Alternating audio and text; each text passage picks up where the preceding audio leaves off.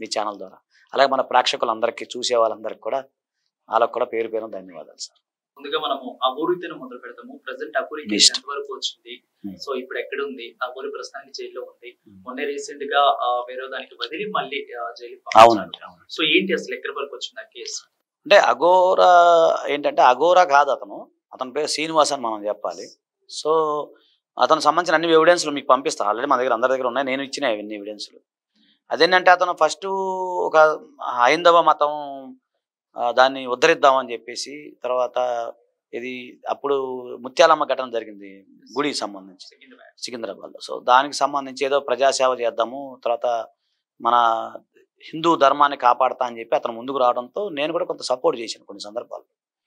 తర్వాత అది ఏమైందంటే చివరికి వెగుటు పుట్టించే వ్యవహారం అయింది. శ్రీవర్షిని కానీ, ఇక్కడ మా క్లయింట్ ఎవరైతే ఉన్నారో, నేను పేర్లు చెప్పకూడదు కానీ, ఆ మహిళలతో అసభ్యంగా ప్రవర్తించడం, సో మహిళల పట్ల వివక్షతగా ఉండటం, అలాగే మహిళల్ని చిన్న చూపు చూడటం, మహిళల్ని పెళ్లి చేసుకుంటాం, ఆ మహిళల్ని మోసం చేయటం, అదే డబ్బులు తీసుకుంటాం, ప్రముఖ నిర్మాత దగ్గర నుంచి 10 లక్షల రూపాయలు తీసుకుంటాం. సో ఇవన్నీ యాక్చువల్గా ఏంటంటే మమ్మల్ని అప్రోచ్ అయ్యారు వాళ్ళు. తర్వాత కాకపోతే నేనేంటంటే మీడియా పరంగా ఇవ్వకుండా ఇంటర్నల్గా చేయడం జరిగింది. కాకపోతే చివరికి ఏమైందంటే అది మహిళలతో అప్రోచ్ అవ్వటం, తర్వాత కరీంనగర్ చెందిన మహిళ నన్ను అప్రోచ్ అవ్వటం, తర్వాత శివరుద్ర స్వామీజీ గారు మాకు సపోర్ట్ చేయటం. సో వాళ్ళందరి సహకారం, అలాగే మీడియా మిత్రులందరి సహకారంతో నేను దాన్ని మహిళా కమిషన్ వారికి వాళ్ళ దృష్టికి తీసుకెళ్ళడం జరిగింది. మహిళా కమిషన్ చైర్పర్సన్ శారదా మేడం చాలా చక్కగా రిసీవ్ చేసుకొని దీనిపైన ఇన్వెస్టిగేషన్ చేయాలని చెప్పి చెప్పడం జరిగింది. అది కొత్తపల్లి పిఎస్ అనమాట, కరీంనగర్ కొత్తపల్లి పోలీస్ స్టేషన్.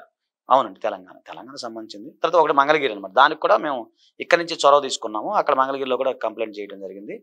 ఇక్కడ వచ్చేసరికి తెలంగాణ కొత్తపల్లి, తర్వాత కొన్ని పోలీస్ స్టేషన్లో అతను కొంతమంది మహానుభావులు కూడా తిట్టడం జరిగింది. తర్వాత కమ్యూనల్ వైలెన్స్ కూడా మీకు వినే ఉంటారు అవన్నీ, మీకు మీడియా పరంగా వచ్చినాయి కదా.